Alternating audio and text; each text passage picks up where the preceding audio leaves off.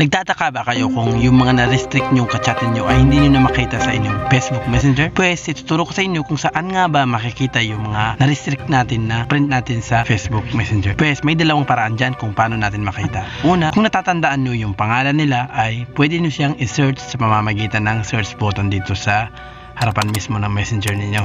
Sulatin nyo lang ang kanilang pangalan at saka nyo bubuksan. Ang pangalawang way naman ay i-click nyo lang tong tatlong guhit na to at then lalabas yung ganito.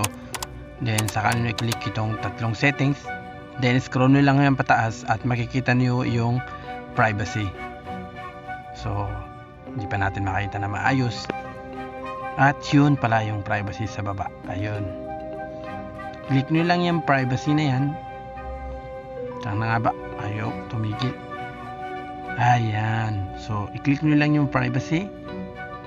Then, makikita nyo dito yung message delivery, block accounts, and restricted account.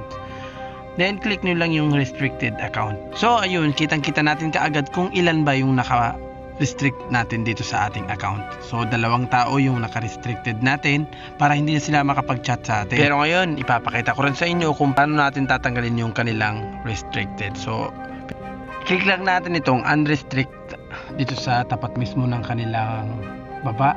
Ayan. So then mababalik na yung kanilang restricted. So makakapag-text na sila kaagad sa atin. Pati rin tong isa na to. So yun guys, ganun lang kasimple natin tatanggalin yung mga na-restricted natin dito sa ating Facebook Messenger. At kung kayo ay natuto sa video nito, don't forget to subscribe and pakihit na rin yung ating notification bell para automatic na updated kayo sa ating mga bago pang video. So maraming salamat guys sa inyong panonood at hanggang sa muli po.